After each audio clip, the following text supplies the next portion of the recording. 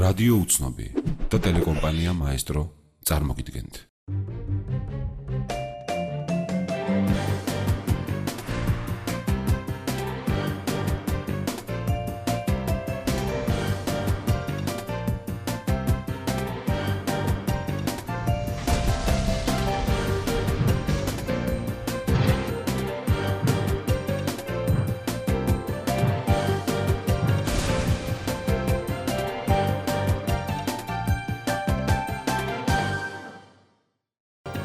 მოგესალმებით ძვირფასო ტელემაყურებლებო, თქვენ უყურებთ მაესტროს, უყურებთ სუბიექტურ აზრს, ესეთი ახალი ток-შოუა, რომელიც მივყავს მე, თქვენს მონამორჩილ შალვა რამიშვილს და ნათია გამცემლიძეს. მოგესალმები ნათია. მოგესალმები შალვა. რა ხდება დღეს ქვეყანაში ნათია, სანამ უშუალოდ ჩვენი გადაცემის თემაზე გადავიდოდეთ? მოხდა რამე, ვინ მოკვდა, ვინ მოკვდა, ვინ სცემეს და ასე შემდეგ.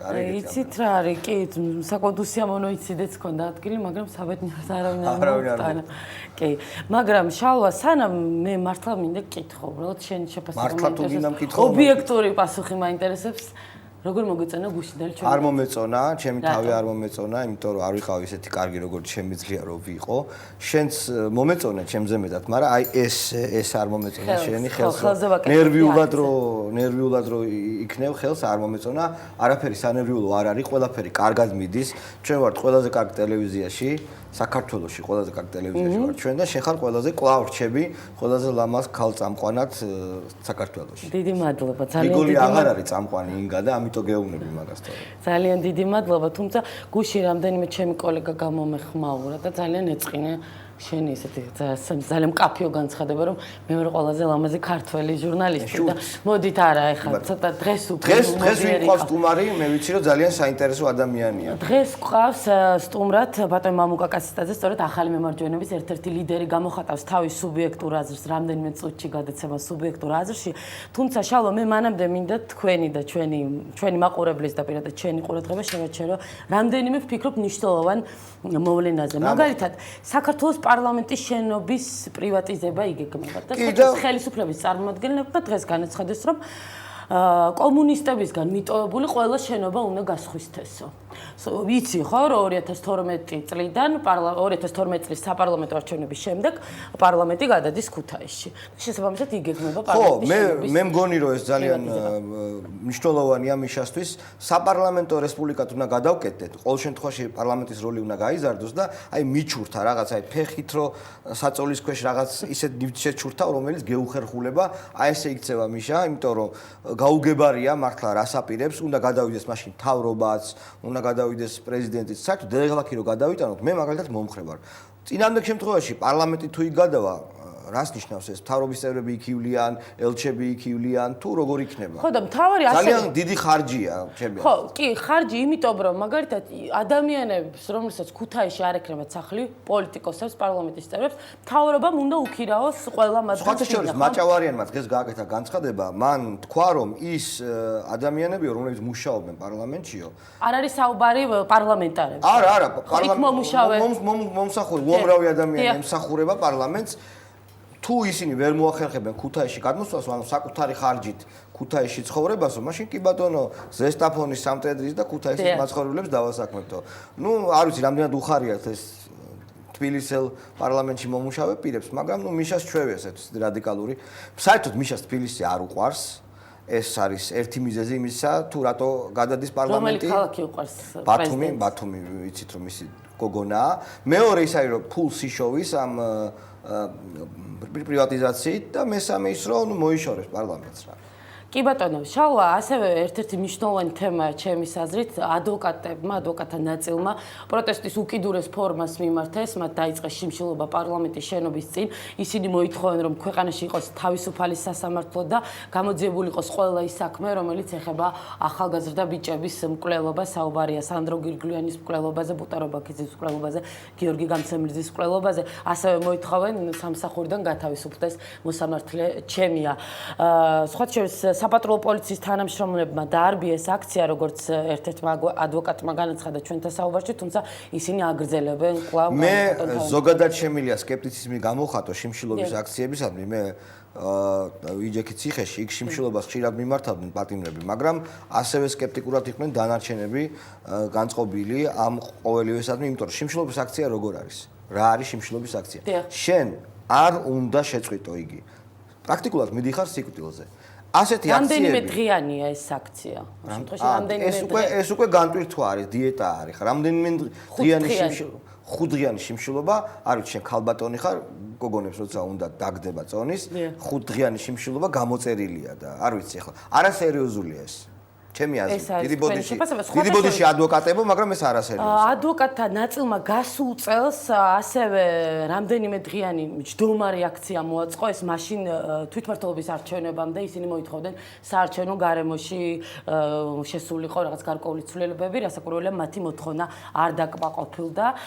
შალვა, ასევე ერთ-ერთი მნიშვნელოვანი თემაა ეროსი კიწმარიშვილმა ნინო ბურჯანაძეს კონსულტაციების დაწყება შესთავაზა გუშინ შორის თია სიჭინავას ეთერში ნინო ბურჯანაძე გამოახმაურა ეროსი კიწმარიშვილის განცხადება და თქვა რომ რადოს ახლა ფუჭი ლაპარაკის დროა საქართველოს განვითარებაში შეიტანა წვლილია ყველა მომბრძანებელს. კი 21 ივნისი 21 მაისი არის დომოკლეს მახვილი რომელიც კიდე ამ ორი პარტიის თავზე, იმიტომ რომ ორივენი არიან რევოლუციონერები და თუ ჩაუფლავდათ საქმე ზოგადად მათი პოლიტიკური რეიტინგი და ის მათი იმიჯი ძალიან შეიბღალება. შესაბამისად, შეუძლებელია ამ ორმა ძალამ რამენაირად არ მოძებნოს ურთიერთ თანამშრომლობის გზები. აი, ამიტომ რომ ძევლები გახდნენ. ესე ფიქრობ, გრძელდება მათ შორის დაუსრულებელი პოლიტიკური კინკლაობა ამ ორ პარტიას შორის, გულისხმობ ნინო ბურჯანაძის პარტიას. პოლიტიკოსებს შევიათ, რომ კინკლაობას ივიწყებენ, როცა რაღაც პრაგმატული ინტერესი გაერთიანებთ ხოლმე. კი ბატონო. პოლიტიკურ არსენალში არსებულ ყველა ბრძოლის მეთოდს გამოვიყენებთ, სანამ ხელისუფლებას არ ვაიძულებთ, რომ წამოვიდეს გარკვეულ დათმობაზე. ეს არის მამუკა კაციტაძეს განცხადება, ისინი ითხოვენ რომ გაუნჯობესდეს საარჩევნო გარემო და 2012 წელს ჩატარდეს გამჭვირვალე და დემოკრატიული არჩევნები. რამდენიმე წუთში თავის სუბიექტურ აზრს გამოხატავს მამუკა კაციტაძე ჩვენს ეთერში. დაგველოდეთ რეკლამის შემდეგ დავბრუნდებით პირდაპირ ეთერში.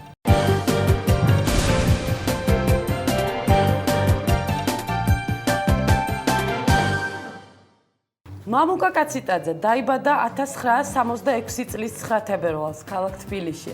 პროფესია მშენებელი ინჟინერი, ბატონ მამუკას მეორე პროფესიაც აქვს სამართალმცოდნე იურისტის კვალიფიკაციით. სხვადასხვა წლებში მოღვაწეობდა არასამთავრობო ორგანიზაციებში 1992-95 წლებში. იგი აირჩიეს საქართველოს პროფკავშირების გაერთიანების თავმჯდომარის მოადგილედ 1992-93 წლებში იბრძოდა აფხაზეთში ბატალიონ ორბის შემადგენლობაში. 2001 წლიდან მამუკა კაციტაძე პოლიტიკაში მიდის და იგი ხდება ახალი მემარჯვენეების დამფუძნებელი და მთავარი კომიტეტის წევრი. ამავე წელს ირჩევენ მას საქართველოს კალათბურთის ფედერაციის ვიცე-პრეზიდენტად. 2002 წელს იგი გახდა თბილისის საკრებულოს წევრი, ხოლო 2004 წელს კი პარლამენტის წევრი. საუბრობს ქართულ, რუსულ, ინგლისურ ლექსიკონის დახმარებით ენებზე. ყავს მეუღლე და ორი შვილი, მისი ჰობია პოეზია და კალათბურთი. მშენებელი, სამართალმცოდნე, პოლიტიკოსი არის. შალვა, დღევანდელი ჩვენი გაცემის მამუკა კაციტაძე. მოგესალმებით ბატონო. ლექსიკონი არ აქვს და ესე გიპასუხე. არ აგვიშოს ნორმალურად. ლექსიკონის დახმარებით გასნიშნავს. როცა მჭირდება ლექსიკონი დაგაგთან თუ როგორ არის? არა, აი გამოთქმა რა. ხო არის, როცა რაღაცას კითხულობ ხოლმე, მაშინ ლექსიკონს იშველებ. ან დაუშვათ, როდესაც დაუშვათ საუბარი გინდა, არის რაღაც ფრაზები, რომელთაც დაუშვათ იხმარ, როცა სადღაც იჭედები საუბრის დროს. ერთ სიტყვით, ჩემ ინგლისური არ ქვია. ალბათ შეიძლება ბატონ პრეზიდენტი, ბატონ მიხეილ სააკაშვილი, იმიტომაც გაკრიტიკებთ ბატონ მამუკას ხშირად, რომ ოპოზიციამ კარგად, ოპოზიციის ნაწილმა კარგად არის ის ინგლისური და ხშირად იშველებენ. მაგრამ სალომეს ყავდა ძალიან კარგი ინგლისურის წოდენ და ფრანგულის და ისაც მე მგონი ეგ მთლად კარგ საზომად და ერთადერთ საზომად ვერ გამოდგება ამ პოლიტიკოსის და ზოგადად ადამიანის. სხვა შორის მე ყურადღება მივაქცევ თქვენს პარტიაში ძალიან ბევრს აქვს ორი პროფესია, ზოგ სამიც კი. მეწარმე ლიდერი, ამ ნიშნით იღებთ პარტიაში. ექიმი მეწარმე ლიდერი, მშენებელი სამართალმცოდნე პოლიტიკოსი. არა, ეს თავისით მოდის როგორც ასეთი, ზოგს აქვს ორი პროფესია, ზოგს ორი სპეციალობა, ზოგს არა აქვს. ამ ნიშნით ნამდვილად არ ვიღებ. აი, დავიწყოთ საუბარი. დავიწყოთ. ნაქციას აქვს კი ბატონო, ნებისმიერ შალო, შენ რამდენი პროფესია? მე მაქვს ერთი პროფესია, ვარ ინტრიგანი პროფესიით და ნუ სხვა ესე არა, ეგ არ ითვლება, ეგ ვიცი. მოწოდება. ეგ ვიცი. ვარ რო შალო, სადაამთავრე ფაკულტეტი. ინტრიგა, აი ცხოვრების აკადემია. არა, მე ვფიქრე მე ვარ ნაფიზიკოს არის სტუდენტი, 3 წელი სწავლობდი ფიზიკის ფაკულტეტში. მახსოვს. კი ბატონო. ნებისმიერი სახის კომისიაზე ეს იქნება საკონსტიტუციო თუ საარჩევნო კოდექსის დახვეწის კომისია, საუბარი შეიძლება დაიწყოს მას შემდეგ, როდესაც გარკვეული იოტისოდენა ნდობის ხარისხი გაჩნდება ხელისუფლების მიმართ საზოგადოების მხრიდან. ამას კი ჭირდება ხელისუფლების მხრიდან მყისიერი გადაწყვეტილებების მიღება. მყისიერ გადაწყვეტილებებში კი გულისხმობ იმ ტიპის საკადრო ცვლილებებს, როგორიცაა სააკაშვილის გადადგომა, მერაბიშვილის და ადეიშვილის გადაყენება. ზუსტად 2 წლის წინ გაქვთ ბატონო მამუკა ეს განცხადება გაკეთებული 2009 წლის 17 მაისს. მას შემდეგ თქვენ არაერთხელ დაიწყეთ თანამშრომლობა ხელისუფლებასთან საარჩევნო გარემოს გაუმჯობესებაზე. აღდგა საზოგადოებაში ნდობა ამ 2 წლის მანძილზე ხელისუფლების მიმართ? არა, ნამდვილად არ აღდგა და რამე პოზიტივები არ იგრძნობა. ნათია, მაგრამ მინდა გითხრა, რომ როდესაც ცხოვრებაში ხარ ადამიანი, პოლიტიკა იქნება თუ სხვა საქმე და მცდელობებს აკეთებს სხვადასხვა მიმართულებით, მე ცხოვრება გაჩვენებს რა იყო დაუშვათ სწორი ნაბიჯი, რა უნდა გამოსწორდეს, რა არ უნდა გამოსწორდეს. აქედან გამომდინარე არ არის პოლიტიკა ის სფერო, ისე როგორც ცხოვრების სხვა სფეროები არ არის ის, რომ რაღაცა ერთხელ თქვი და მისი ტრანსფორმაცია არავითარ შემთხვევაში არ ხდება. თუნდაც ის რომ პოლიტიკოსებს თავიანთი სიტყვების უკან წაღება. არა, მე ახლა მიჭირს რაც ნათქვამია, გასაგებია რომ ნათქვამია, იყო განწყობა ასე თქვა შეუვალობისა, მოდი ახლა დავარქვათ, ეს არის რაღაც შეუვალობის სიტუაცია. ახლა აღარ არის ეს. რა მოდის შედეგად, როგორც ასეთი, აი ამ სრული შეუვალობის და გამო. მე შალვას ჩართულ კითხვასაც მივაყოლებ, კი, როგორ არ არის, მაგრამ აქ არის აბსოლუტურ შეუვალობაზე შალვას. იოტისოდენა და რაღაც. არა, იცით რა, მოქნილობა, მოდი მე უფრო მოქნილობას დავარქმევდი. შინაარსი არის ესეთი, რომ საარჩევნო კოდექსზე მუშაობას დავიწყებთ მაშინ, როდესაც გადადგება საქართველოს პრეზიდენტი და ვანო მერაბიშვილი. ხო, პირდაპირ ვამბობ, რომ ესე იგი ამდაგვარმა პოზიციამ კონკრეტული შედეგი რეალურად ვერ მოიტანა, ხომ?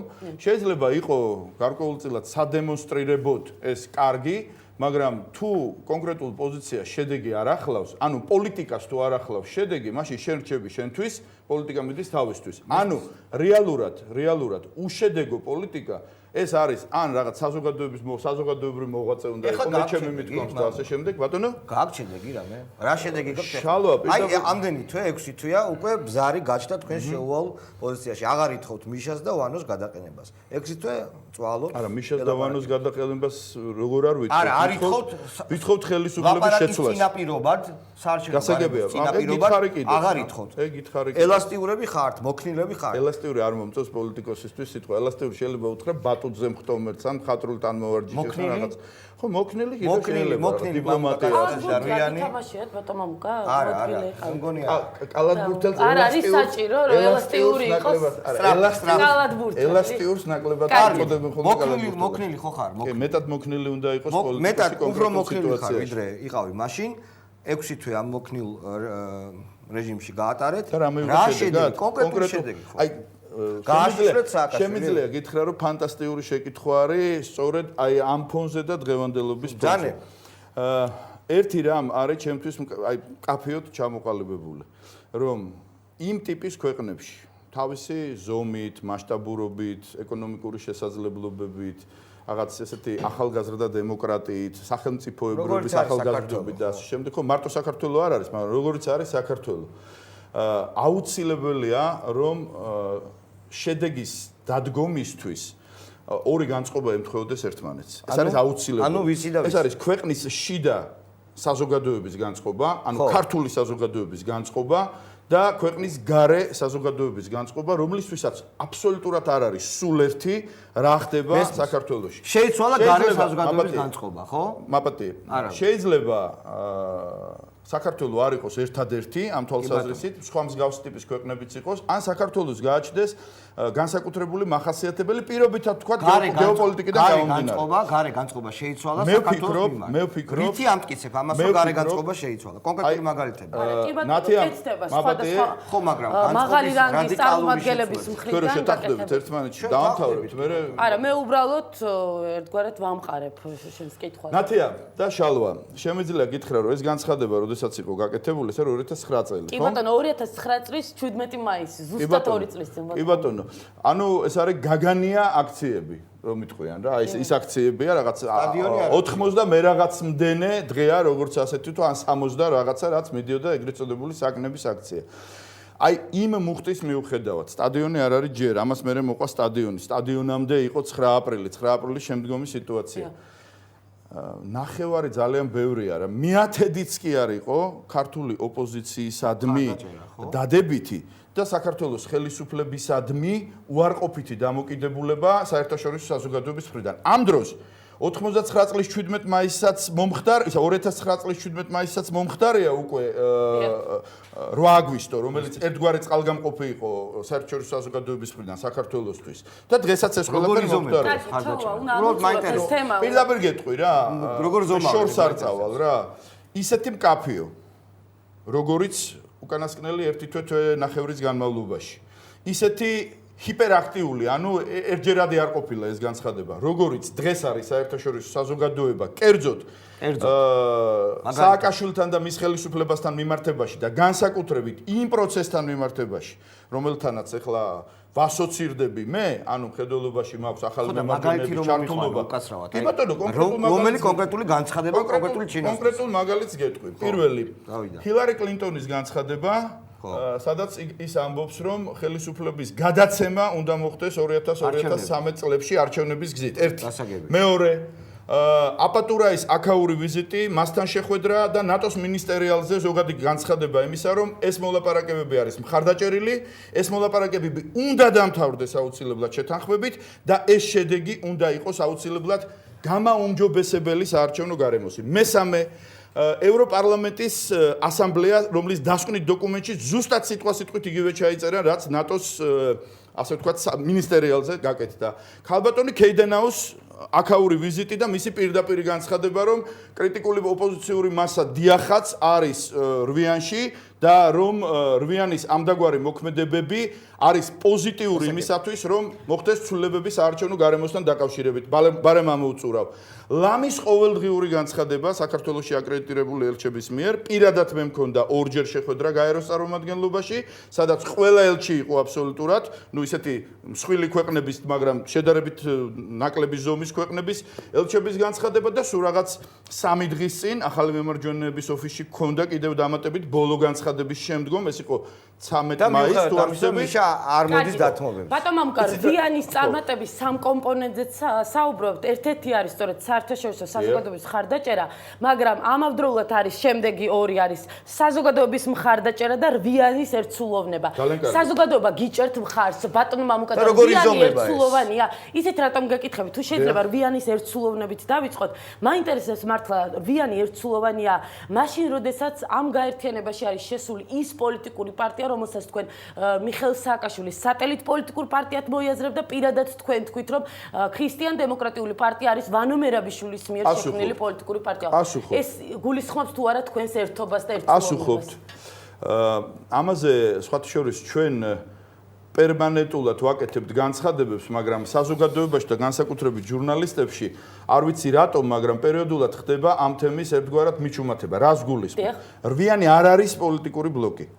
რვიანი არ არის ერთი პარტია. რვიანი არც ერთობა უზრუნველყოფს. დიახ. თუ აქაც მოქნილები იყავენ, რვიანი არის ერთსულოვანი. ანუ ქდმ-ს ვანოს პარტიას მაშინაც შალვა თუ არ დავამთავრე, ისე არ გამოვა. არა, თავარი რა კითხვა არის? მაშინ დაამთავრეთ კითხვა და მე პასუხს ვანოს დავიწყე. პარტიას ეძახდით, ქრისტიან დემოკრატებს, ამაზე მინდა რომ პასუხი გამწევ. ეხლა ესეც მოქნილობის შედეგია რომ აღარ ეძახით თუ რა შეესაბამება? საარჩევნო გარემოს შეცვლის აუცილებლობიდან და საჭიროებიდან გამომდინარე, ჩვენ ვეძებთ ერთმანეთის შეხების წერტილებს და საერთო პოზიციებს და არა გამყოფ სიტუაციებს. შეიძლება ვანოს პარტიასთან შეხების წერტილები გქონდეს? როდესაც პოზიცია კონკრეტულ თემასთან დაკავშირებით ემთხვევა ერთმანეთს, მაშინ შენ უნდა წამოწიო წინა პლანზე და წინა ფლანგზე სწორედ ის. ქდმ არის ვანოს პარტია. ქდმ-ს თავის ტვირთები აქვს, ისე როგორც ახალ მემარჯვენეებს თავის ტვირთები. ადასტურებო თუ არა შენ განცხადებას ვანოს პარტიობასთან შეძლებთ. პოლიტიკურ პარტნიორებთან მიმართებაში დღეს ამ ტიპის ეპითეტებით არ გადავიღლი თავს. თუმცა ბატონო მამუკამ არ გადავიღლი მე თავს. წინ დიახ, სწორედ ჩემს ეთერში განაცხადა, რომ ვანო მერაბიშვილის მიერ შექმნილი პარტია არის. შალვა, ჩემ ნათქვამს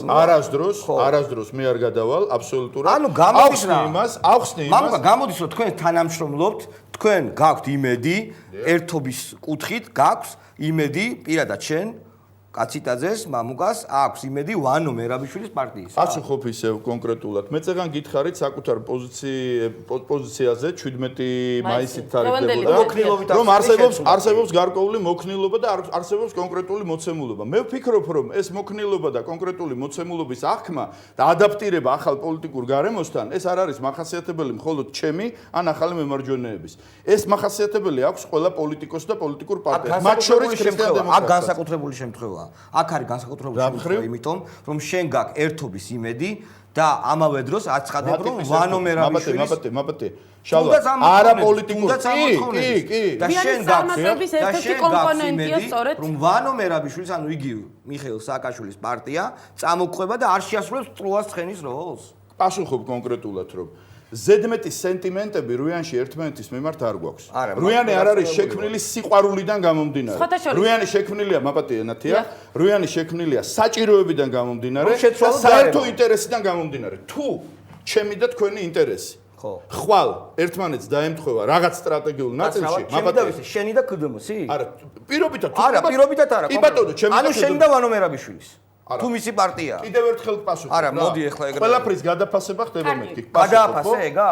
ჩემთვის გადაფასებაზე არ არის, მე მარტო ჩემ გადაფასებაზე არ მაქვს საუბარი. როგორც პოლიტიკოს, როგორც მოქალაქეს გეკითხები. გადაფასე. დღემდე პასუხობ, დღემდე ოქტომბრიდან მოყოლებული ქრისტიან დემოკრატიულ პარტიას. იმ ნაწილში, რასაც საარჩევნო გარემოს გაუმჯობესება ქვია, არანაირად მიუღებელი მიმართულებით ანუ იმ ნაწილში არ არის ვანოს პარტია, დანარჩენ ნაწილებში არის. არა, ეხლა შენი ინტერპრეტაცია. არა, ვერ ხდება. ლევან ვეფხვაძემ უპასუხა ბატონ მამუკას მაშინ და თქვა რომ ახალი მემარჯვენეები არისო კახათ არგამაძის და ვანო მერაბიშვილის ეს მისეული შეფასება იყო, გასაგებია.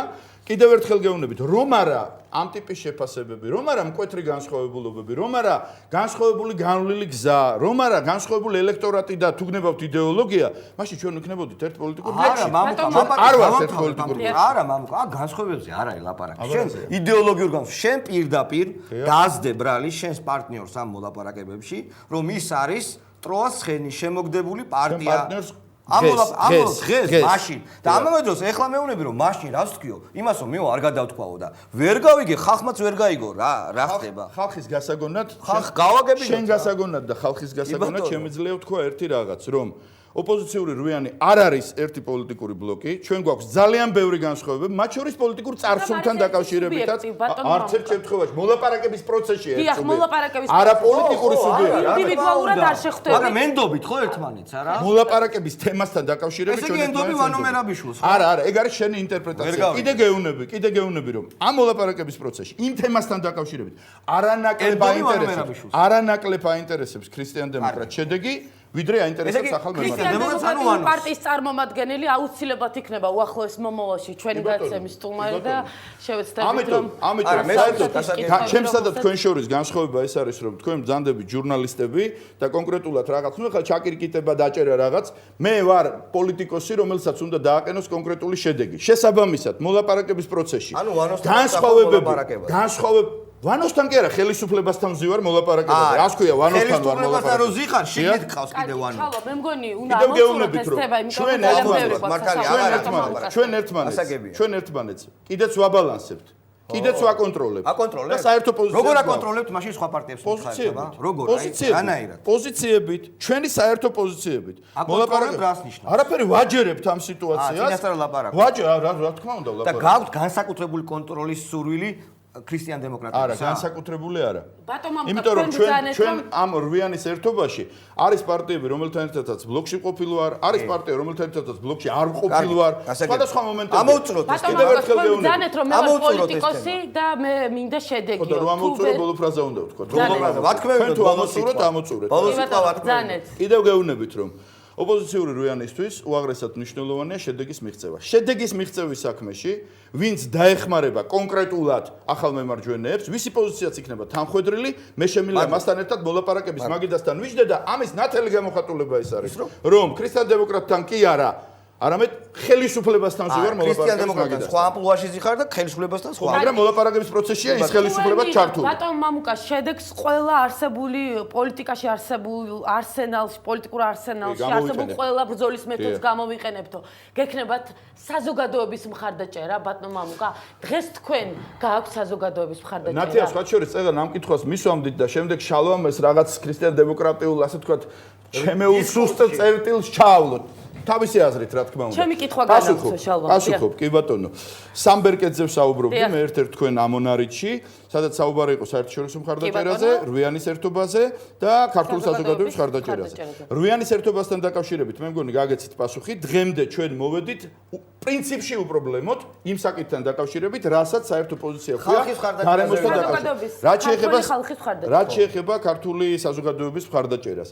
ჯერ ეს ერთი იმ რვა პარტიას გააჩნია რაღაც ელექტორატი, ხო? ყველა ცალ-ცალკე ეგ შენი აზრით. არა, NDI-ის აზრით. შენი აზრით. NDI-ის აზრით. ვისთან შედარებით, მაშინ ესე ვთქვა. ვისთან? ნაციონალურ მოძრაობასთან. გასაგებია, მაგრამ მე ოპოზიციურ სპექტრზე გელაპარაკები. აქვს თუ არა საკონტროლო პაკეტი ელექტორალურად რვიანს ერთად?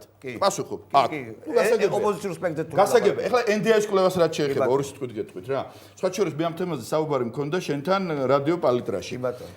იმ სტადიონზე გადაჭედილი რო იყო. შენ რო დადიოდი მიკროფონით, აი, რა ქვია, აკრედიტაციის გარეშე დემეტრაძესთან დაკავშირებით. როგორ ფიქრობ, რამდენი ადამიანი უჭერდა მხარს დემეტრაძის განთავისუფლებას? შენი აზრით, ნუ? მარჩიელობაა ეს. შეიძლება ბევრი მარჩიელე მე არ მაქვს უფლება მარჩიელობის როგორც პოლიტიკოს. გულის სიღრმე შეიძლება ბევრი. ვიღაც ხომ უჭერდა. რა თქმა უნდა. და რამდენი იპოვნე იქ? ერთი ინგა გრიგოლია. ერთი ინგა გრიგოლია, ერთი. არა, გადაცემაში ერთი ინგა გრიგოლია. ცოტა იყო, კაი, ცოტა. მეორე, რამდენი ადამიანი თulis დღეს საქართველოში რომ სააკაშვილს აქვს ნაკლი? უამრავი. რამდენი იპოვნე შენ ქუჩაში რო დადიოდი? რა თქმა უნდა, როცა გარემო არის წნეხის ქვეშ მოქცეული, გარემო გამოკითხვის გარემო, როდესაც არის წნეხის ქვეშ მოქცეული, იმ კვლევას ნუ დაეყრდნო. არა, იმიტომ რომ ის არის შეკვეთილი და რაღაცა. გარემოა უბრალოდ არა ობიექტური. ანუ თქვენ გაიხსენეთ ჩალვარამიშვილის ერთ-ერთი გადაცემა და კი ბატონო, მე გავამყარებ ჩემს შეკითხვას თქვენ ისნებართვით. მაშინ გაიხსენეთ ჩალვარამიშვილის გადაცემა აკრედიტაციის გარეშე, როდესაც იგი ჩავიდა გორში და მივიდა იმ ღონისძიებაზე, სადაც სწორედ კი ბატონო თქვენც ბრძანდებოდით და იქ იყო აღშფოთებული საზოგადოება და თქვენ გეუბნებოდეთ. თქვენ რა იცით რომ აღშფოთებული იყო? მე ვნახე ბატონო. თქვენ რა იცით? ეხლა ჟურნალისტის ხელოვნებას ნურს ვემასწავლეთ და ნურს ტელემაყურებელს ასწავლეთ. მე ვნახე ადამიანები დააყალბე იქ მხარდამჭერიც იყო და აღშფოთებულიც. ბოლოს აღშფოთდა ხალხი. ხო, კი ბატონო. რაღაცა გითხარით რომ ლექციას მაბატე იქ იყო აღშფოთებული ნაწილიც, რომელიც ჩვენ გადაიღე და აჩვენე, იყო აუღშფოთებელი ნაწილიც, რომელიც ჩვენ გადაიღე, მაგრამ არ აჩვენე, იმიტომ რომ მაშინ ვერ იქნებოდა შენი შოუ. არა, აი ხა უყურეთ პირდაპირ ეთერში ბრალსდებ რომ მე ვარ მიკერძოები. არა, შენ პირდაპირ თქვი. იქ თქვი და ეს ხოთა შორის შენ გადაცემაში იყო. მე შოუს დგამ. სწორია, შოუს რო დგამ, ასე რომ მოიქცე. რამოდენიმე ადამიანი ადგა და თქვა რომ რას ლაპარაკობთო? გაზაფხული მოვიდაო, ვერაფერი ვერ გავიგებდა და სხვადასხვა მე რომ გამოვაცხადე რომ აბა ხალხო, ხომ მიჭერთ ხარს მეთქი ჩემს შეკითხვას. ტაშის პრა იყო ძალიან კარგი. მაგრამ თქვა რომ ქუჩაში გამოვარდო. ჩვენ ქუჩაში გავალ და შევერთებით ხალხს, მოყვა ქუხარი აპლოდისმენტი. ხედავ ხალხს რა უნდა არა, მოდი გულწრფელად. მამუკა ხალხს გულწრფელად. ეხლა მართალია ეგ თუ არა რომ ტყემალაძე მეკთქვა, რომ ქუჩაში გავალ. მან თქვა, არა, არ არის მართალი. ამოიღე კადრები და ვნახო. აბა რა თქვა? ტყემალაძემ თქვა, ჩვენ დავდგებით იქ, სადაც დადგება ხალხი. მათ შორის ქუჩაში თქო? მათ შორის ქუჩაში, მაგრამ არა მარტო ქუჩაში. არა, რა თქმა უნდა. ამიტომ სამი ადამიანი რო თქვა და აღშფოთება რო რო ადგა და აღშფოთება რომ გამოთქვა. მე ვნახე იქ არ ადგა ვიღაცა და არ გამოუთქვამს აღშფოთება. ამიტომ ჩვენ შორს ვართ იმაზრისაგან, რომ სადაც ჩავდივართ, ყველას მზედამთვარე ამოსდის ჩვენზე. საზოგადოების მხარდაჭერაზე ძალიან სუსტი აქცია. კარგი იქნებოდა თქვენ რომ დღეს ჩამოსულიყავით რუსთავში. ის აქცია, სადაც თქვენ იყავით ჩამოსული, იყო მოდერატორი ორგანიზაციის, ანუ საარჩევნო სისტემების საერთაშორისო ფონდის მიერ ორგანიზებული. დღეს ოპოზიციურ რუიანს შეხვედრა ჰქონდა რუსთავში ქვემო ქართლის მოსახლეობასთან. უფრო კარგი შეხვედრა იყო? გაცილებით უფრო დამხრავალიც, დამუხტულიც, უფრო მეტი მოლოდინი იმ გზასთან მიმართებაში, რასაც დაუშვა, რომელზედაც ელაპარაკეთ მიშასო, გეუნებიან? მოლაპარაკება გააგრძელდა და დაამთავრა კონკრეტული შედეგითო. კონკრეტული შედეგით უნდა დაამთავროთ ჩვენი. ვადა ხო უნდა კონდეს ამას. ხო, რაც შეეხება ვადებს. გეუნებიან? პასუხობ, რაც შეეხება ვადებს. ვადები, რომელიც მოლაპარაკების დაწყებისთანავე განისაზღვრა, მაისის ბოლოთი განისაზღვრა პრინციპულ შეთანხმებებთან, ან ხო, ან არა. ეს ვადები რევიზიერებას არ ექვემდებარება. ერთ მნიშვნელოვნად რაც შეეხება, შალვა, რას ვაკეთებთ 1 ივნის, ამას გეტყვი 1 ივნის. გასაგები. არა, ბატონ მამუკა, თქვენ არა კი. არა, გეტყვით რომ თქვენ განაცხადეთ რომ რა მოხდება მაისის ბოლოს, რვიანი იტყვის მაისის ბოლოს. რატომ არ შეიძლება საზოგადოებამ თქვენმა მხარდამჭერებმა იცოდეს 17 მაისს რას აპირებთ ორ კვირაში? მარტივად პასუხობ. პირველი, რაც შემიძლია ვუთხრა ჩვენს ამომრჩეველს. ოპოზიციური რვიანი цариელ ფურცელზე ან არაფრის მომცემ წინადადებებზე დათანხმებას და ამის გაყიდვას როგორც მოლაპარაკების შედეგი არაპირებს. ერთ მნიშვნელოვნად გადმოგდებულ ბარტყას. არავითარ შემთხვევაში ამას არაპირებს. ჩვენ ვთქვით 8-ვე საკითხი, 8-ვე თემა, რომლის პრეზენტაციები ჩვენ დადებული გვაქვს. არის უაღრესად მნიშვნელოვანი. მაგრამ ამ 8 საკითხი არ დაძლევთ. კი ბატონო. ამ 8 საკითხი გამოვყავ 2-ია. ერთი არის ამორჩეველთა სიის ფორმირება ბიომეტრიით და მეორე არის საარჩევნო სისტემა პრინციპით, რამდენი ხმაც მიიღე ამორჩევლის, იმდენი მანდატი მიიღო პარლამენტში. ეს ორი პრინციპი. ეს ორი პრინციპი არის შეუვალი. რაც შეეხება შალვა, თუ ეს ორი პრინციპი არ იქნა გათვალისწინებული, გაზიარებული და შეუვალი პოზიცია დაფიქსირდა. იძახიან მამუკა ამას არ გავიზიარებთო. ხვეს? არა, მაპატია შალვა. ეხლა მინდა გაგახსენოთ 12 მაისის ჩვენი განცხადება. რაღაცას ამბობს კუბლაშვილი, ცოტა სხვა რაღაცას ამბობს მინაშვილი, კიდევ უფრო სხვა რაღაცას ამბობს ცისკარიშვილი და ასე შემდეგ. ჩვენ 12 მაისს ხელისუფლებას ვუთხარით და სწორედ ამ თემაზე გქონდა დიპკორპუსთან შეხვედრა. ეს ნუ მათი აზრია, არა, ულტიმატუმი როგორ იყო? ჩვენსავე შეთანხმებაში, რომელსაც ხელს აწერს აკო მინაშვილი, პირდაპირ წერია, რომ მაისის ბოლომდე უნდა დაფიქსირდეს პოზიცია ჩვენ წინადადებით. ჩვენ ვთქვით რომ რაზედაც ხელი მოაწერე, ის პროცესი დაიცავე. ამიტომ მაისის ბოლოს ისინი ან ხოს იტყვიან, ან არას. ხოს იტყვიან, ძალიან კარგი. არას იტყვიან, მერე გეტყვით ჩვენ რას გავაკეთებთ. ბატონო, გაქვთ იმედი რომ მამათი რა ნათია იმ ფრაზას უნდა გიპასუხო აუცილებლად რომ ჩვენ სამომრჩეველს უთხარითო რომ დავუშვათ, არ უნდა იცოდესო. პირველი უთხარი ის რომ ჩვენ რაღაც ბარტყებზე დათანხმებას არ ვაპირებთ. არავითარ შემთხვევაში არ ვაპირებთ. არსებითი ცვლილებები თუ არ განხორციელდა და იმ ტიპის ცვლილებები რომელიც საარჩევნო გარემოზე სერიოზულ გავლენას იქონიებს, ბუნებრივია რომ ეს ვერ გაფორმდება შეთანხმებად. რაც შეეხება იმას ორი კვირის მერე რა შევი მაშინ როდესაც მოლაპარაკების ვადა არ არის ამოწურული, მოლაპარაკებას გააჩნია თავისი სპეციფიკა. როდესაც მოლაპარაკებაში ხარ, თან არ უნდა მეაყოლო, ეხლა ორი კვირით ადრე შენ თუ არიზავ მე ამას ვისავ. ვიტყვი, აი მე მართლა იქნება ულტიმატუმის თითზე დახვევა ხელისუფლების. ორი კვირაში იმედი გაქვს რომ რაღაცას გულის სიღრმეში კაცურად მითხარი, რამდენი პროცენტს უშვებ იმას რომ მიშად მოგცემთ აი ამას. მე შემიძლია გითხრა ერთი რამ ერთ მნიშვნელოვნად. საარჩევნო გარემოს გაუმჯობესებასთან დაკავშირებულ მოლაპარაკებებში ჩვენს მიერ შეთავაზებულ თემებზე. ხელისუფლების მხრიდან მოხდება დათმობა და შედგება შეთანხმება, მე ვუშვებ დაახლოებით 70% რომ ეს შედეგი დადგება. ბევრია. შენი პარტნიორები იძახიან რომ 20%. ბატონო, კაიცი 70% მოხდება შეთანხმება. ეს იმას კი არ ნიშნავს, რომ 8-ის 70% 100%-ით შეთანხმება. მოხდება გარკვეული ტრანსფორმაციები და შედეგი დაიდება. მე გეტყვი რასთან დაკავშირებით? ნახავთ, პირველში ნახავთ. სისტემასთან დაკავშირებითაც. ბიომეტრიასთან დაკავშირებითაც. დავების განხილვასთან დაკავშირებითაც. რო დამიზავდეთ ახლა? პირდაპირ ეთერში? არასერიოზული იქნება ჩემი მხრიდან შენთან დანიძლეობა რა. ნუ არ არის ახლა სწორი, როცა პოლიტიკოსი ჟურნალისტი ერიძლავდა. გააჩნია რაზე დამიზავდა. საჯაროდ გამოვა მე ან გამოვა. ეთერის ბოლო თუ შეიძლება ძალიან მეც მოვიხდი ბოდიშს უკაცრავად არა ვარ ისეთი გამჭრიახი და შემეშალა თუმე კიდევ ერთხელ ვიმეორებ. ეს პროცესი რასაც საარჩევნო გარემოს გაუმჯობესება ქვია, დამთავრდება კონკრეტული საკმაოდ მსუყე შედეგით. რაც შეეხება ნიძლავს კიდევ გეუბნებით პოლიტიკოსისთვის არ არის მეთქი სერიოზული. ვიღაცები კი ნიძლავდებიან პერიოდულად ეთერში. მაგრამ ნუ მე არ მჩვევია ამ ტიპის მოქმედებები. მით უმეტეს შენი ტიპის ჟურნალისტთან, რომელსაც მაღალი თავისუფლების ხარისხი აქვს. ბატონ მამუკა, რამ შეგაშინეთ იმ მაღალი თავისუფლების ხარისხს? არა, პირიქით. ხანდახან შეიძლება თეთრი შური შურდეს კიდეც. ახალი მემარჯვენეები უმრავლესობით მოხვალთ ხელისუფლებაში. გააქვთ ამის იმედი და ხო იცით რომ ქუთაისში მოგიწევთ გადასვლა, რადგან იგეგმება პარლამენტის შენობის გასხვისება. ორი კითხვა დამისვი და როგორ უპასუხო ჯერ ერთი მე მეორე თუ როგორ აქვნა. კი ბატონო, რაც შეეხება ქუთაისში პარლამენტის გადატანას. ახალი მემარჯვენეები ამ თემას ერთმნიშვნელოვნად უარყოფითად ვაფასებთ. იმიტომ კი არა რომ ქუთაისი ღირსი არ არის პარლამენტის და ის არის მეორე ხარისხოვანი ქალაქი და ასე შემდეგ. ამ თემას სისტემურად თუ არ მივდექი, მაშინ ეს არის რაღაც აკვიატებისა და გატაცების მაგვარი. ისე როგორც მაგალითად სამეგრელოში ბაყაყების ფერმის მოშენება, რომელიც ერთხელ გამოვარდა როგორც თემა და მერე ყველამ დაიწყო. ან ლაგოდეხში სიმინდის დათესვა, როგორც დაუშვათ რაღაც ისე. მემარჯვენეების წევს არ აქვს ქუთაისში სახლი?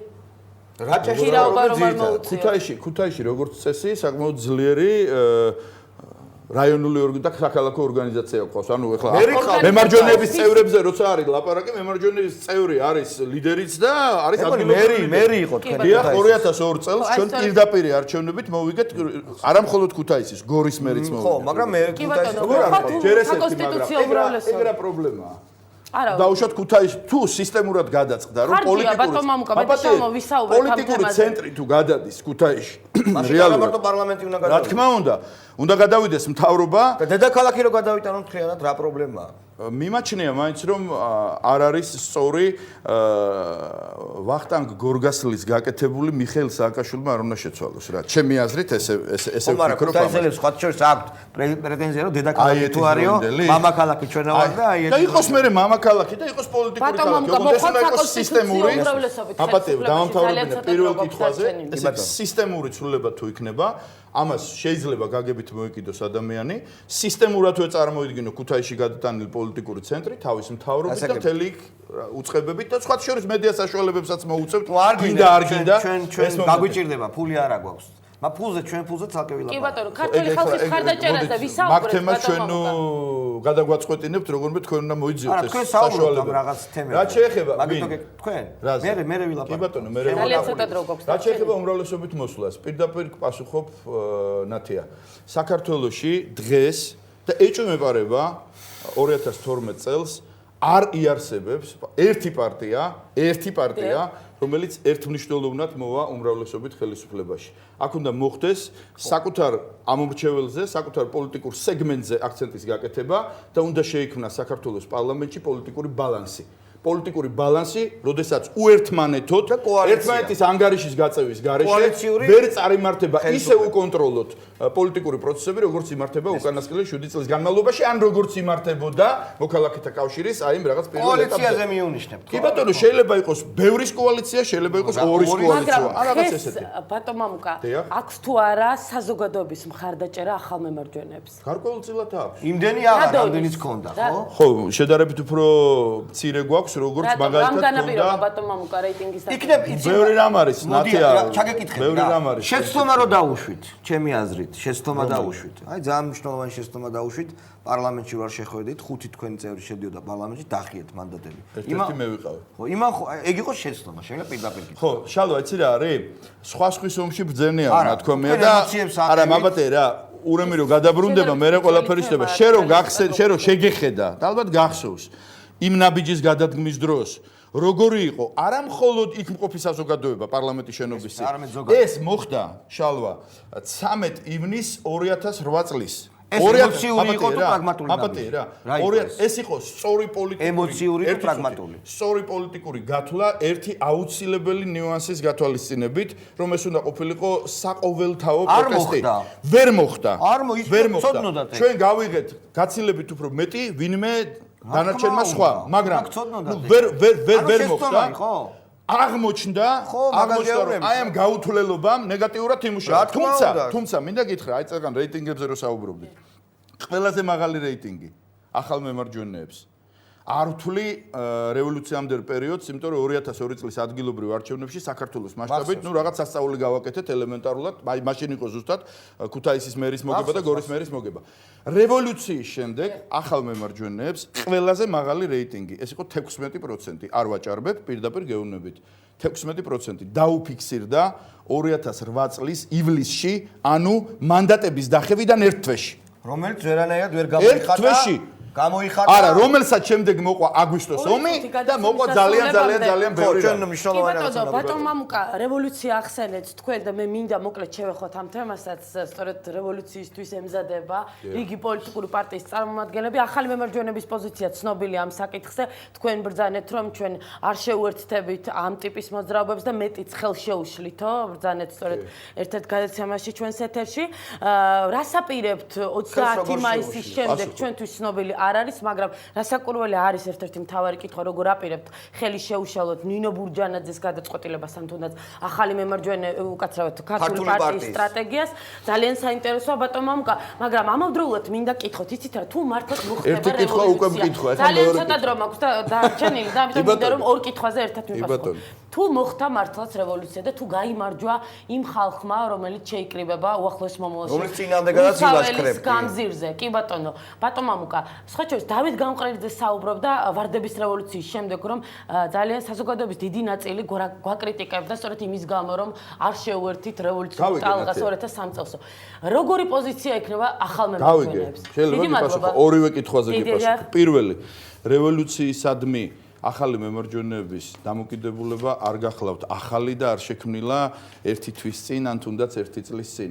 რევოლუციური პროცესებისადმი ჩვენი დამოკიდებულება და რევოლუციის გზით ხელისუფლების შეცვლისადმი ჩვენი დამოკიდებულება არის ერთმნიშვნელოვნად და იყო ერთმნიშნულოვნად ნეგატიური. ყოველთვის იყო რევოლუციის არავითარ შემთხვევაში. რევოლუცია და ქუჩის აქციები უნდა გაყო ერთმანეთისგან შალვა. მე რომ აი თქვენ რო არა გაქვთ პირადად თქვენ რო არა გაქვთ რევოლუციისადმი საწინააღმდეგო დამოკიდებულება ეს 2003 წელს დამტკიცდა და მე ვფიქრობ მაინც და მაინც ეხლა თქვენ მითხარით ცუდი იყო თუ არა ის მე წეგან ვაღიარე რაღაცეები თქვენთვის როგორ ფიქრობთ 2003 წლის ამან ხელი არ შეუშალა გამყრელიძეს 2004-ში გამყრელიძე რა შეშია მე თქვენ პარტიას ამან ხელი არ შეუშალა თქვენს პარტიას დაგიქირავებინათ ისეთი პიარჩიკი რომელიც რევოლუციაზე მუშაობდა გახსოვთ თქვენს პიარზე მუშაობდა მაგრამ თქვენ რა სიტყვით 2003 წლის მე ზოგადად კიცხი კაცი ვარ გასაგებია ერთი სიტყვით რევოლუციისადმი ჩვენი დამოკიდებულება არის ერთმნიშვნელოვნად თუ არ ყოფითი მარტივი მიზეზის გამო რევოლუცია სახელმწიფოსთვის კარგი არაფერი არ მოაქვს. რევოლუციას კარგი მოაქვს ვიწრო პოლიტიკური ჯგუფისათვის, რომელიც იმარჯვებს, დანარჩენად ყველაფერი აბსოლუტურად იგივე რჩება და აგებს ძალიან სერიოზულად სახელმწიფოს. არანაირი სურვილი არ მაქვს, რომ 91-12 წლების და 2003 წლის შემდეგ ისევ განმეორდეს. რაც შეეხება ხელის შეშლას. 2003 წელს ავტობუსებს არ გამოუშვებთ თუ რას იზამთ. მე ვიტყვი შალვა, მაგის შეიძლება შენ გააკეთო, მაგრამ ჩვენ რა სხვა რამეს გავაკეთე. უნდა გავაკეთე. არა, იმიტომ რომ შენი სტილია. ავტობუსებს ხო, შეიძლება, ნუ ალბათ, რა ვიცი, ახლა აბა რატო გაგახსენე ეგ მაინც და მაინც. ხო და რანაირად ასოგობ კონკრეტულად 2003 წელს ახალმა მემარჯვენეებმა პოლიტიკური ნაბიჯით შევეცადეთ და სამწუხაროდ არ აქვს საკმარისი. არა, ზუსტად ეგ ვერკეტი არა გვაქვს, მაგრამ არსებობს პოლიტიკური ნაბიჯები, რომლითაც საზოგადოებას უნდა დააჯერო უპირატესობა. აი 21-ში იწყება, რას იზავთ? 21-ში იწყება, უკვე იწყება ამბავი. როგორ გადაეღობებით წინ ხალხის მასებს, რომელსაც გამოიყვანთ? არა, ჩვენ გადაღობ ვართ. აბა როგორ შეუშლით? 23-ში გადავიღო, 2003-ში გადავიღო. არა, როგორ შეუშლით? აბა გადახوار გადავღობილ ვარ. ამიტომ ხელი შეშლა თუ პირდაპირ ესე დგომას ნიშნავს, მაშინ ცდებით შეფასებაში პირდაპირ გეუბნებით. მაგრამ ხელი შეშლა არის გვეტყვის როგორ პოლიტიკოსის მხრიდან პოლიტიკური განცხადების, პოლიტიკური პოზიციის, პოლიტიკური ქმედების გამოხატულებაში არის ხელი შეშლა. როგორც ისიც რომ დღეს მე ახლა მაბატია რა, ახლა მე აღზივარ და პირდაპირ ეთერში ვამბობ, რომ რევოლუციური გზით ხელისუფლების შეცვლა არის შეცდომა, ეს არის შეწინააღმდეგება პოლიტიკოსის. და უკაცრავად, მაშინ მე ერთ კითხვას დაგისვენ, როცა შეწინააღმდეგებზე ლაპარაკობ. მხოლოდ შენი პარტიის სახელით ლაპარაკობ თუ რვიანშიც გაქვს დალაპარაკები და რვიანის სახელით მე ლაპარაკობ. პასუხობ. რვიანის სახელით საუბრობ მაშინ, როდესაც საუბრობ საარჩევნო გარემოზე. ყველა დანარჩენ საკითხთან დაკავშირებით მე წარმოვადგენ ახალ მემარჯვენეებს. ბატონ მამუკა, იმიტომ რომ რვიანი არ არის პოლიტიკური ბლოკი. თუ შედგება რევოლუცია და ხელისუფლება უпростоრად რევოლუციას მოახდენს ის პოლიტიკური ძალები, რომლებიც ამას გეგმავენ.